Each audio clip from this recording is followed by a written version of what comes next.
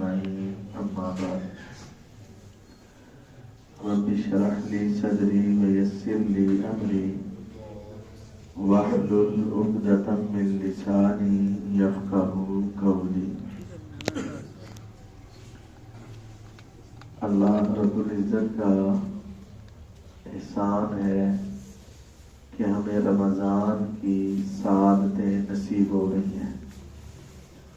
خوش قسمت ہے وہ انسان جو ان سعادتوں کو سمیٹ لے، اور بدقسمت ہے وہ انسان جو ان سعادتوں سے محروم ہو جائے۔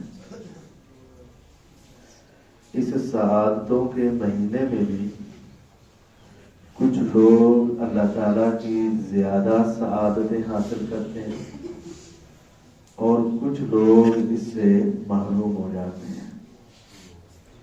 ان سعادتوں کے مہینے میں اور اس کے علاوہ بھی یہ بات یاد رہنی چاہیے، انسان کے لیے دو جہان ہیں، ایک دنیا اور ایک آخرت۔ دنیا فانی ہے اور آخرت ہمیشہ رہنے والی ہے۔ دنیا کی کامیابی بھی اور ناکامی بھی مختصر ہے، اور آخرت کی کامیابی اور ناکامی ہمیشہ ہمیشہ کی۔ تصور میں جا کر دیکھیں، یہ دنیا ہماری زیادہ سے زیادہ کتنی دیر ہوگی؟ 100 سال۔ انسان زیادہ کتنی دیر جی لیتا ہے؟ 100 سال۔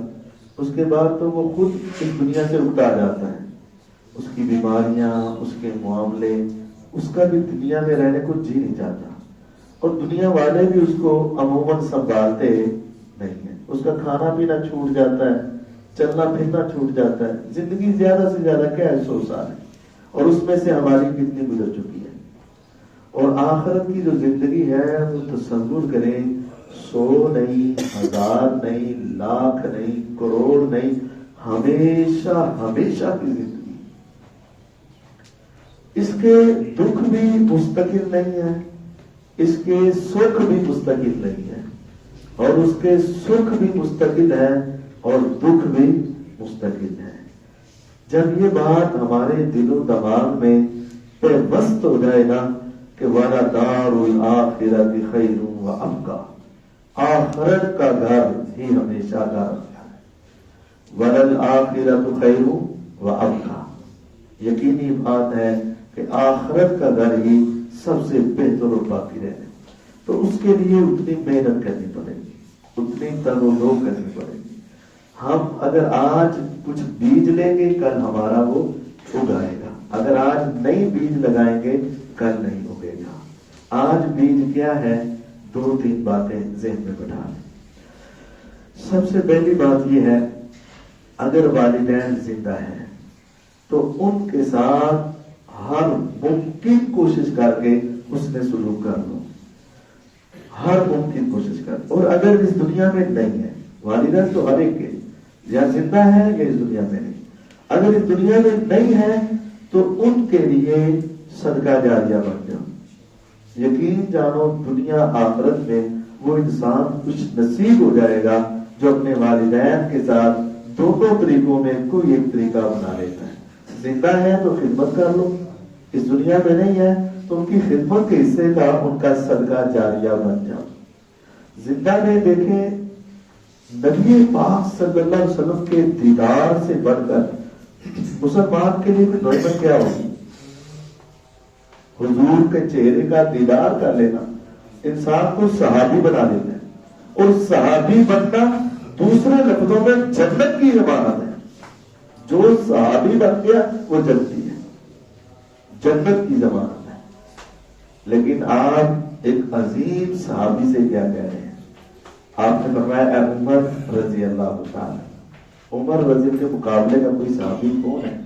سارے صحابی آئے اور عمر رضی اللہ کو مانگا گیا، سارے حضور کو دیکھ کر، معجزات کو دیکھ کر، اخلاق کو دیکھ کر آئے، اور حضور علیہ السلام نے عمر رضی اللہ کو بلایا، منگوایا۔ میرے علم میں انسانی تاریخ میں صرف ایک شخص ایسا ہے جس کے بارے میں ہمیں علم ہے کہ وہ جس راستے سے چلتا تھا شیطان اس راستے کو بدل دیتا تھا، اس کا سامنا نہیں کرتا تھا۔ اس کا نام کیا ہے؟ عمر رضی اللہ عنہ۔ ایسا شخص کہ جو مدینہ میں بیٹھے اور کیسر و کسرا کی اس وقت کی سپر پاور طاقتیں اپنے محلات میں اس سے ڈر رہی ہوں، وہ کون تھے؟ عمر رضی اللہ عنہ۔ اسلام کی شان آج، لیکن آپ نے انہیں کیا کہا؟ اے عمر رضی اللہ عنہ، صحابی تم ہو، میرے سسر تم ہو، جنت میں تمہارے محل میں نے دیکھے ہیں، اللہ نے تمہیں بڑا معزز بنایا ہے، تم مشورہ زمین پہ دیتے ہو، آسمان سے قرآن اتر آتا ہے، ساری فضیلتیں تمہاری اپنی جگہ پر۔ اے عمر رضی اللہ عنہ، اگر تمہیں اویس کرنی مل جائے نا تو اسے اپنے حق میں دعا کروا لینا، وہ تیرے سے اس معاملے میں آگے بڑھ چکا ہے۔ ایک صحابی اور ایک صحابی نہیں ہے، ایک نے نبی علیہ السلام کو دیکھا ہے، دوسرے نے دیکھا نہیں، ایک کے جنت کے محلات کی ضمانت آپ نے دیکھے، دوسرے نے نہیں دیکھی، ایک کو دیکھ کر شیطان بھاگ جاتا ہے، دوسرے کو دیکھ کر شیطان کے بھاگنے کی گارنٹی نہیں، لیکن آپ نے کہا عمر رضی اللہ عنہ جتنا بھی تم اعلیٰ ہو گئے ہو لیکن اپنے ہاتھوں سے دعا منگوا لینا۔ یہ کتنی بڑی بات ہے۔ عمر رضی اللہ دل میں بات بٹھا لی۔ اب وہ دل میں بات بٹھائی ہے تو اب وہ پیغمبر علیہ السلام اس دنیا سے چلے گئے، ابو بکر رضی اللہ تعالیٰ اس دنیا سے چلے گئے، عمر رضی اللہ کا دور حکومت ہے، حج کے موسم میں حج کے لیے پوری دنیا کے مسلمان آتے تھے اور آج بھی آتے ہیں۔ تو آپ حج کے لیے گئے تو خیموں کا پتہ کیا، یمن سے نہیں، یمن سے نہیں، یمن سے نہیں، یمن، ہاں یمن سے، یمن سے تمہارے اندر اویس بن عامر شخص ہے، جی ہاں وہ ہمارا امیر قافلہ بن کر ہے، اس کو بلاؤ ذرا۔ تمہارا نام اویس ہے؟ جی۔ تمہارے والد کا نام عامر ہے؟ جی۔ تمہارا چھوٹا قبیلہ کرن ہے؟ جی۔ تمہارا بڑا خاندان ازد ہے؟ جی۔ تمہارے جسم پہ کل بیری تھی؟ جی۔ ساری صحیح ہو گئی؟ جی۔ ایک درہم کے برابر، بڑے ٹھیکے کے برابر ابھی جسم پر باقی ہے؟ جی۔ ہاتھ اٹھا میرے حق میں دعا کر۔ امیر المومنین، ایک آپ خلیفہ اور میں عام بندہ، آپ کے لیے میں دعا کروں؟ اور یہ بتائیں آپ کو یہ میری ساری باتیں کس نے بتائی ہیں؟ فرمایا ویس تمہیں کیا پتا، تم مدینے میں نہیں تھے لیکن وحی کے ذریعے پیغمبر علیہ السلام تیری باتیں ہمیں سنایا کرتے تھے، ہمیں بتایا کرتے تھے۔ ہمارے نبی علیہ السلام کو اللہ نے وحی کر کے بتایا، آقا ایک نوجوان شخص یمن کا رہنے والا آپ کے اوپر ایمان لا کر مسلمان ہوا، اس کا دل تڑپتا ہے، اس کا دل مچلتا ہے آپ کے چہرے کے دیدار کے لیے، مدینہ طیبہ کی زیارت کے لیے، مسجد نبوی میں نماز کے لیے، حرم میں پہنچ کر عمرہ حج کے لیے، اس کا دل تڑپتا ہے، لیکن اس کی ماں بوڑھی ہے، وہ اپنی بوڑھی ماں کو چھوڑ کر آئے تو پیچھے کو سنبھالے گا، اور اگر وہاں رہے تو یہاں نہیں آ سکے گا۔ اس نے ماں کی خدمت کو آگے رکھا، حج نہیں کر سکا، عمرہ نہیں کر سکا، حضور کے چہرے کا دیدار نہیں کر سکا، مسجد نبوی میں آپ کے پیچھے نماز نہیں پڑھ سکا، لیکن ماں کی تابعداری میں لگا رہا۔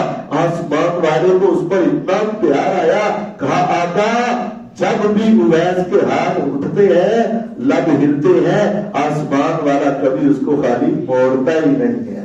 اپنے والدین کا تابعدار، طوبیٰ لمن بر والدیہ، میرے آقا کہتے ہیں دنیا کا سب سے زیادہ خوش نصیب وہ انسان ہے جو اپنے والدین کا تابعدار ہے۔ اگر زندہ ہے تم سے جو بھی کہہ لیں، سفید کہیں سیاہ کریں، تیرے ساتھ انصاف کریں نا انصافی کریں، تمہیں ان کے فیصلے اچھے لگیں یا برے لگیں، ہر صورت ان کی بات اپنے سر آنکھوں پر ان کے سامنے جھک جاؤ، اللہ کی قسم دنیا اور آخرت کی عزتیں پا جاؤ گے، دنیا آخرت میں کامیاب۔ آج بہت سارے دوست میرے پاس آتے ہیں، ابو نے تقسیم صحیح نہیں کی، میرا حصہ نہیں لیا، یہ کیا وہ کیا، اللہ کی قسم ساری چیزیں جائیں باہر میں، صرف تو تابعداری کر لے تیری جنت پکی ہے۔ بس صحیح کرے غلط کرے وہ اپنا جواب دیں گے، لیکن اولاد کا فریضہ ہے کہ والدین کی تابعدار۔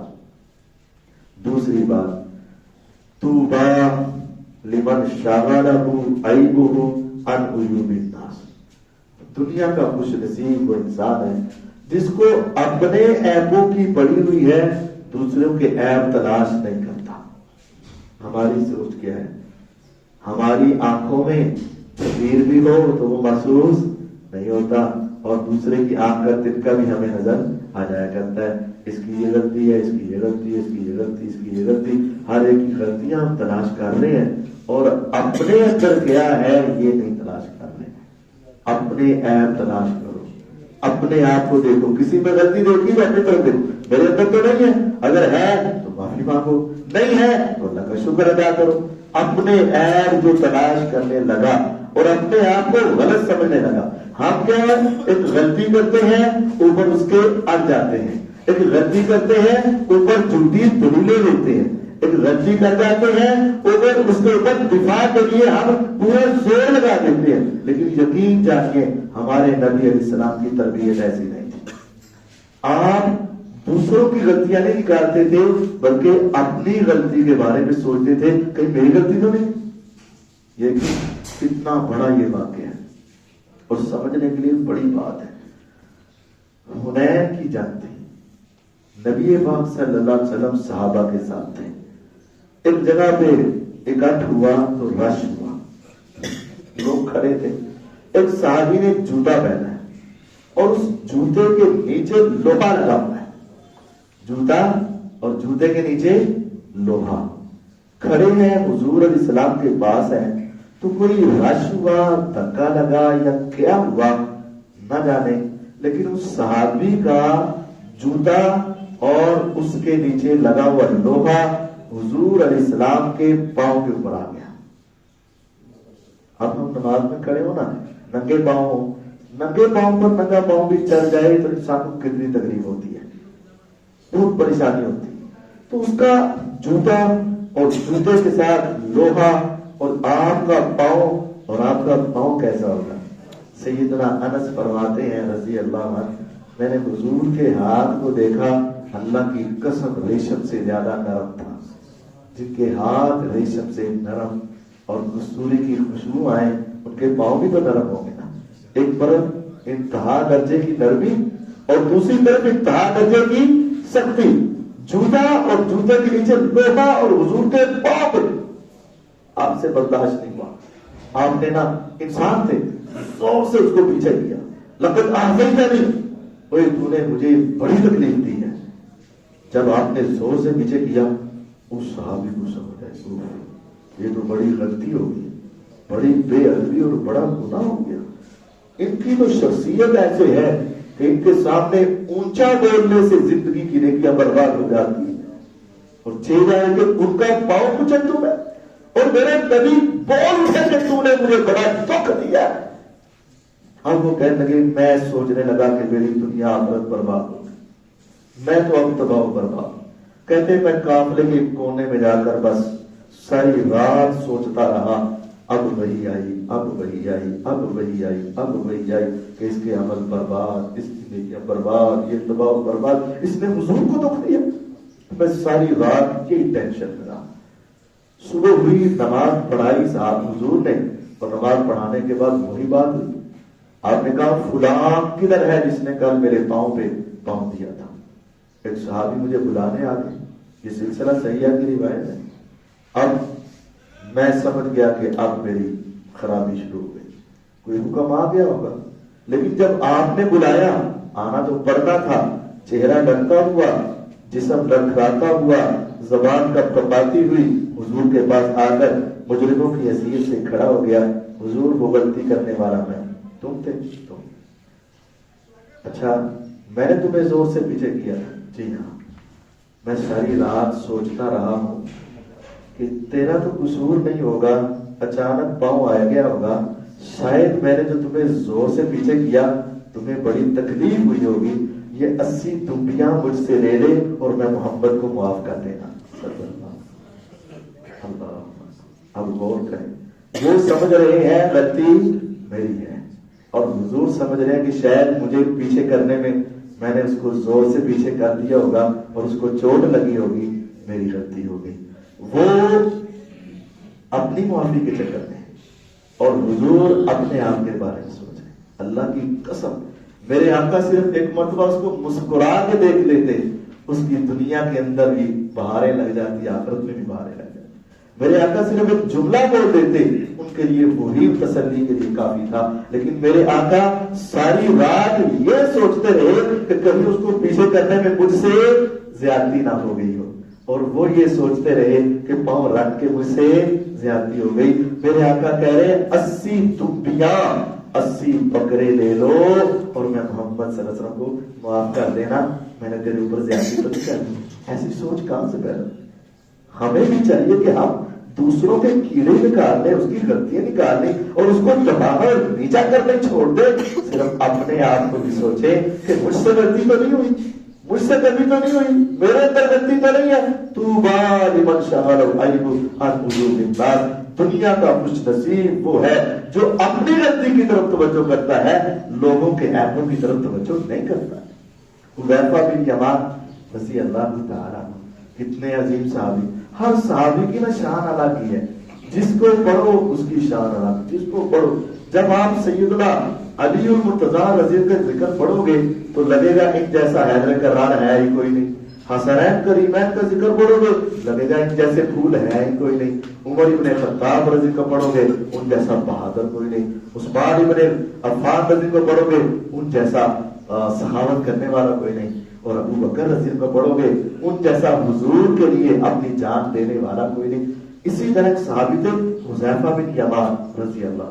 میرے نبی علیہ السلام کے تقریباً صحابہ 1,40,000 کے قریب صحابہ و صحابیات ہیں, لیکن ایک شخص تھا جس کو حضور نے اپنا راز داشت رکھا تھا, صرف ایک. 1,40,000 میں صرف ایک جس کے ساتھ حضور کی راز داننے کی باتیں چلتی تھی, ان کا نام ہے حذیفہ بن یمان رضی اللہ. آسمان سے وہی آتی کہ حضور فلاں بندے سے ذرا بچ کے رہنا, یہ اوپر سے مسلمان اندر سے منافق ہے, ان سے ذرا توجہ سے رہنا. تو میرے آقا علیہ السلام کسی کو نہیں بتا دیتے کہ کون منافق ہے, بس حذیفہ کو بتا دیا کرتے. اب صحابہ کی بات کیا ہے, وہ حذیفہ بن یمان رضی اللہ کے پاس آتے, آ کر یہ نہیں پوچھتے تھے کہ کون کون منافق ہے. ہماری صورت ہوتی کہ ہم پتہ کریں لوگوں کا. صحابہ آ کر کہتے ہیں حذیفہ ہم تم سے یہ نہیں پوچھتے کہ حضور نے کس کس کو منافق کہا ہے, صرف اتنا بتا دے ان منافقوں کی لائن میں میرا نام تو نہیں ہے نا, صرف مجھے بتا دے میرا نام تو نہیں ہے نا.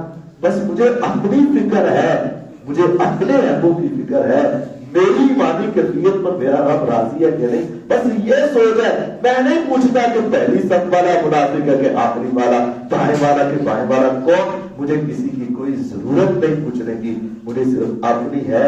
صرف اتنا بتا دو کہ ان منافقوں میں میرا نام تو نہیں ہے نا, صرف یہ پوچھنا ہے.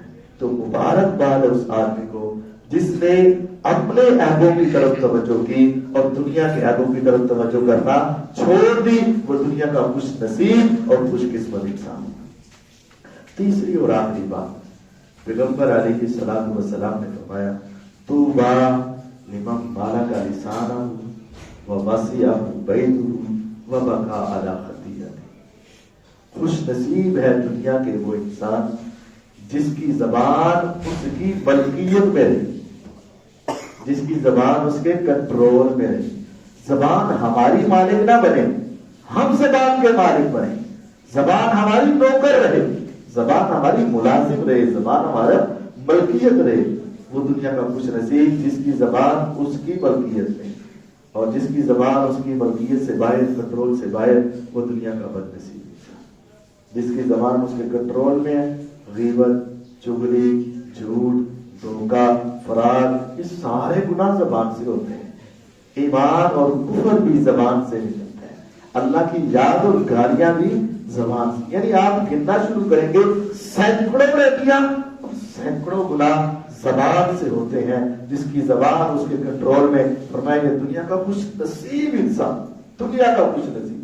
ایک صحابی بیٹھے حضور کے پاس, اللہ کے نبی علیہ السلام ہمارے محلے میں ایک عورت ہے, واہ واہ کیا بات ہے, نمازیں تو سارے مسلمان پڑھتے ہیں, اس وقت تو منافق بھی پڑھتے تھے, لیکن وہ نفلی نمازوں کی انتہا کر دیتی ہے. روزے تو سارے مسلمان رکھتے ہیں، اس وقت تو منافق بھی رکھ لیتے تھے، تو لیکن وہ نفلی روزوں کی بھی انتہا کر دیتی ہے. اور صدقہ و خیرات تو اس کا پورے علاقے میں مسلم ہے، ہر کوئی اس کی سخاوت کو جانتا ہے. لیکن ایک بات ہے، نمازیں، روزے، زکاتیں، صدقے، خیرات سارے یس ہیں، لیکن اس کی زبان نہ بس اس کے کنٹرول میں. ہم سایہ کو بڑا بولتی رہتی، تنگ کرتی رہتی. آپ جلال میں آتے ہیں فرمایا ہی فی النار، ہوگی نمازی، ہوگی روزے دار، ہوگی اپنے صدقہ و خیرات کرنے والی، لیکن سن لے مجھ سے نبوت کی زبان سے وحی کے ذریعے، ہی فی النار، یہ سیدھی جہنم میں جائے گی جہنم. اس کی زبان اس کے کنٹرول میں نہیں ہے.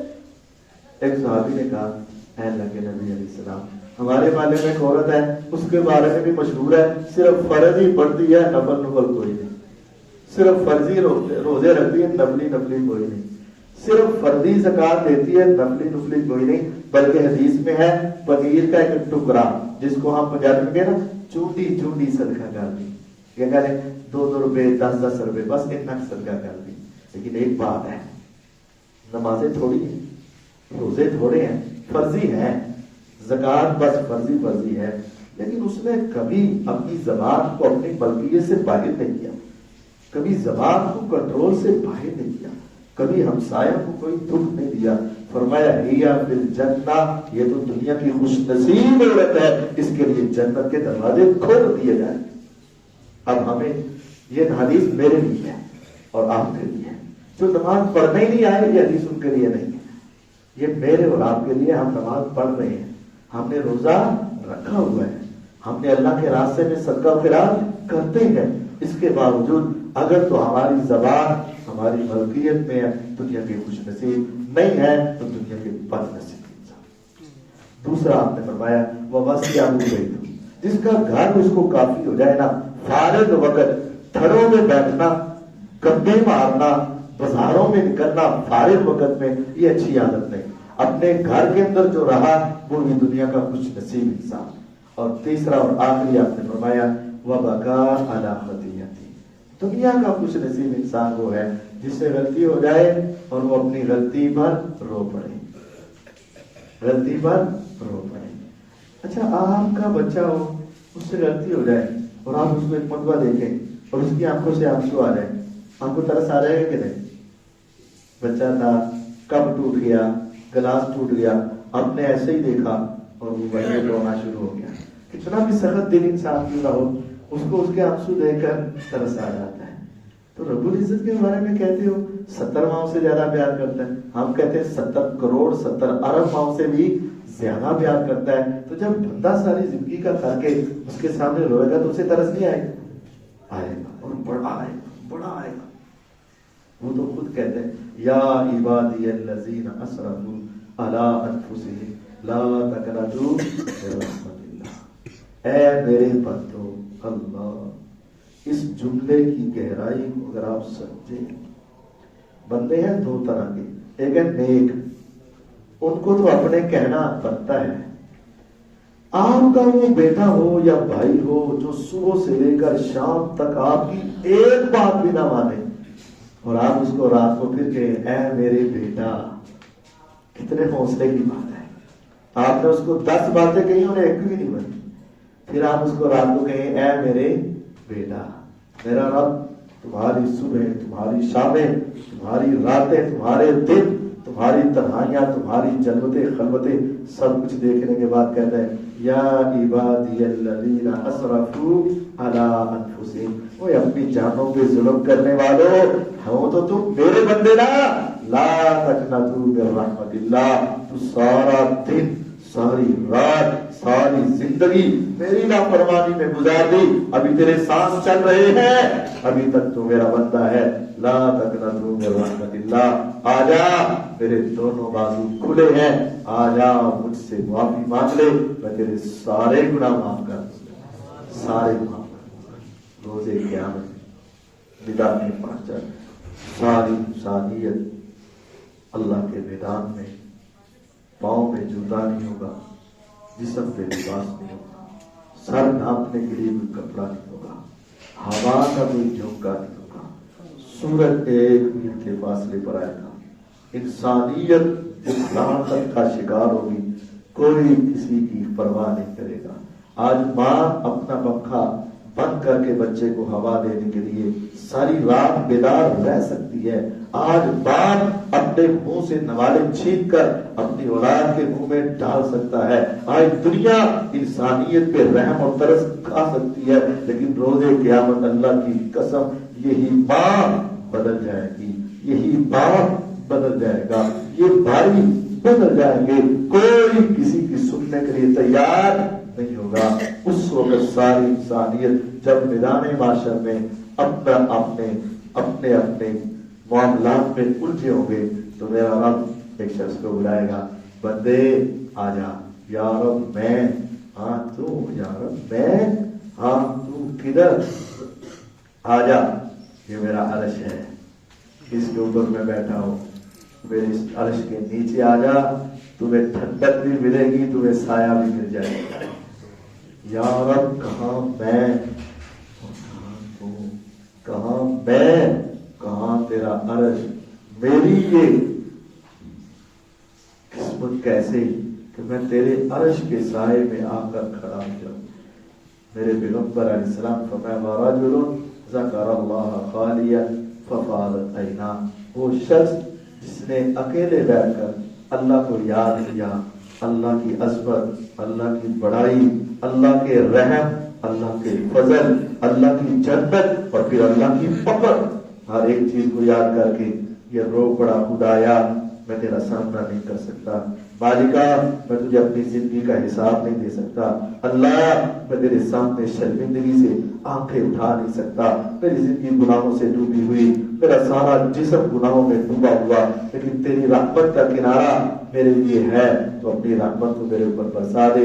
اس کی آنکھوں سے 4 آنسو جس کے نکل آئے، اکیلا بیٹھ کے اس رب کو یاد کیا، رو پڑا، میرا رب کہتا ہے بندے روز قیامت آ جانا، 50,000 سال کے دن میں ساری دنیا رہے دھوپ میں، لیکن میں تمہیں دھوپ میں کھڑا دیکھ نہیں سکتا، میں تیرا دھوپ میں کھڑا ہونا بھی گوارا نہیں کر سکتا، آج میں تمہیں 50,000 سال کے دن میں اپنے عرش کا سایہ دوں گا، خدایا تیرے عرش کے سائے کی قیمت کیا ہے؟